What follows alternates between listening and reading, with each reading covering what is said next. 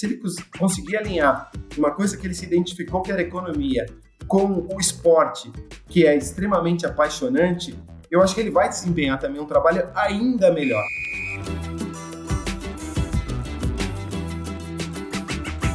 Eu sou formado em Ciências Contábeis, tenho um MBA em Controladoria pela USP e eu sou sócio do Corinthians há 34 anos. Sou sócio também do Paineiras do Morumbi, completamente apaixonado por futebol, como vocês podem ver pela minha parede e pela minha camisa. E no Corinthians, para você ser diretor estatutário, você tem que ser sócio há um mínimo de tempo, então eu tinha essas condições.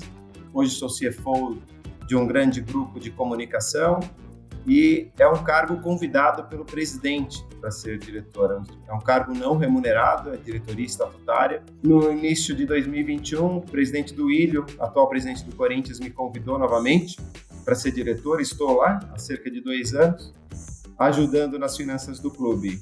O futebol ele é um mundo um pouco restrito, ele é um mundo menor, mas ele tem muitas oportunidades, sim. Então, esse próprio movimento de transformação dos clubes em clubes mais profissionais, em clubes virando empresa, ele vai abrir algumas oportunidades. Mas eu diria que o mais importante é realmente o jovem ele se preocupar com a sua formação técnica. Uma vez que ele entendeu bem a parte técnica, seja um curso de contabilidade, de administração, de economia, não importa. Ele vai usar esse conhecimento para qualquer área privada, para qualquer área de prestação de serviço, ou indústria, ou também no futebol. O futebol é interessante porque ele é apaixonante. Então, se o profissional ele se identificou com o curso que ele fez, então ele fez economia, ele se identificou com aquilo, poxa, ótimo, adorei, vou ser o melhor economista que eu puder ser, ótimo, esse cara vai ter um futuro brilhante. Se ele conseguir alinhar isso ao esporte que ele ama, então se ele gosta realmente do futebol, se ele gosta dessa indústria, eu digo futebol, mas pode ser o esporte em geral. Se ele conseguir alinhar uma coisa que ele se identificou que era economia com o esporte, que é extremamente apaixonante, eu acho que ele vai desempenhar também um trabalho ainda melhor. Mas eu não colocaria isso como uma meta. Eu sou jovem e eu quero trabalhar com o futebol. Eu acho que ele pode ser uma alternativa, porque ele é um mercado um pouco mais restrito, ele é um mercado um pouco menor. Mas é óbvio que vai ter sempre oportunidade para os profissionais. Quem tiver vontade de entender como é que funciona o Corinthians, pode me procurar, por favor. Vai ser um prazer. Eu vou lá e vou mostrar exatamente o que é o Corinthians. O futebol sempre foi tratado aqui no Brasil como uma associação. Os clubes sempre foram associações sem fins lucrativos, só que foram pegando uma importância e uma relevância muito grande. Então, mesmo sendo sem fins lucrativos, os grandes clubes, o Corinthians, o São Paulo, o Palmeiras, o Flamengo, o Inter de Porto Alegre, eles começaram a profissionalizar os seus departamentos, né? Então, trazer gente do mercado qualificada para a área de finanças, para a área jurídica, para a área de marketing. E começou um processo, então, diferente já há alguns anos de profissionalização, de você ter profissionais. Porque imagina hoje que os clubes estão faturando 500 milhões de reais, 1 bilhão de reais, e estavam sendo administrados como uma entidade sem fins lucrativos, sem uma gestão muito apropriada. Então, essa transformação ela veio para ficar. Agora tem um movimento também de SAFs, que é transformar a empresa em fins lucrativos, tem toda uma governança por trás disso. E quem não está optando por SAF, como é o caso do Corinthians, pelo menos por enquanto a gente não tem interesse por SAF, mas a gente está trazendo as grandes técnicas, o que serve de uma empresa privada, as melhores práticas de gestão, a gente está trazendo para o clube. E esse movimento tende a continuar, tende a crescer. Então, hoje no Brasil já são quase 10 clubes já se transformaram em sociedade anônima do futebol. Eu acho que muito mais vão se transformar no próximo tempo, deve ter uma aceleração daqui para frente.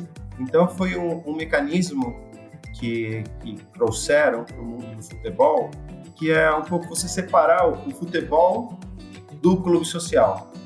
E aí o futebol tem uma gestão um pouco mais específica, um pouco mais direta. Ele acaba se tornando como uma empresa privada normal, que vai pagar imposto de renda, vai pagar contribuição social. Então, para isso, você precisa ter um investidor que banque essa compra, porque passa a ser uma compra mesmo, né? E ele vai gerir daquela maneira, da melhor maneira para ter um retorno. É claro que se você tem um acionista, ele vai querer algum tipo de retorno. E esse é o grande paradigma para o torcedor. Ele coloca na cabeça, como assim? Meu clube vai ter dono agora? Mas espera, quem é o dono do Corinthians são os 40 milhões de torcedores. Como é que vai ter uma pessoa agora que vai ser dono do Corinthians, vai ser dono do Flamengo, vai ser dono do Palmeiras? Então sempre causa algum tipo de desconforto. Mas é uma tendência que veio para ficar. Se a gente pensar nos grandes centros do futebol da Europa, Alemanha, Espanha, Portugal, Inglaterra, mais de 50% dos clubes são privados, têm efetivamente dono. Neste momento, o Corinthians não está interessado na SAF, neste formato que está, porque a gente acha que não precisa. A gente ainda tem muito a explorar na parte de marketing, tem muito a explorar na parte de gestão.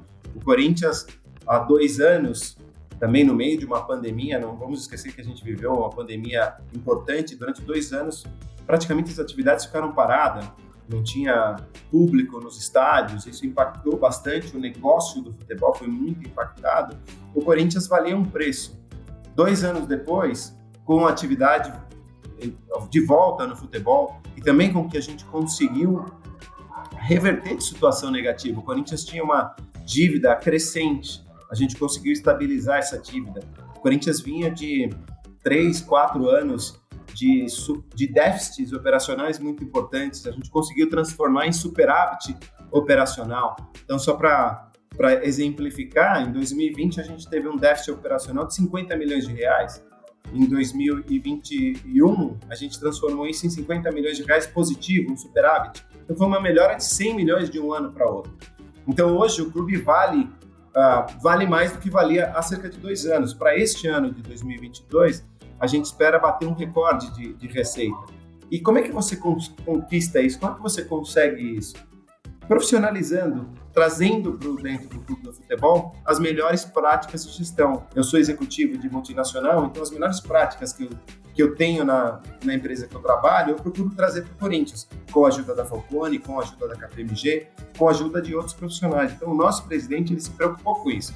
Então ele botou um diretor financeiro que era muito capacitado, botou um diretor jurídico que era muito capacitado, colocou um diretor de marketing que era extremamente capacitado. Então é isso. E a gente também colocou um segundo nível nosso muito capacitado. Então hoje nesse formato o Corinthians não tem nenhum interesse de SAF porque a gente acha que a gente estaria desvalorizado. E a gente está conseguindo dar conta. Então uma vez que a gente está estabilizando a dívida, significa que a gente está conseguindo pagar toda as nossas despesas, os nossos gastos e investimentos do dia a dia sem crescer o endividamento, com dinheiro próprio. Então a gente transformou um fluxo de caixa que era negativo num fluxo de caixa que passou a ser positivo. Ainda pequeno frente à nossa necessidade, mas a gente está no caminho certo. A gente só precisa de um pouquinho mais de tempo para arrumar bem a casa. Com as próprias pernas, a gente consegue sair dessa enrascada que a gente se meteu. Hoje a gente tem um estádio lindo, uma arena moderna, com o name rights que ajuda muito. A gente fez uma renegociação importante com a Caixa Econômica. A Odebrecht também confiou, acreditou e a gente fez uma negociação incrível para isso. A gente começa agora em 2023 a pagar a Caixa, que era um dinheiro perdido, é dinheiro que volta para o governo. Então, sem ainda ter virado a SAF, mas com todas as melhores práticas de gestão que tem uma grande companhia.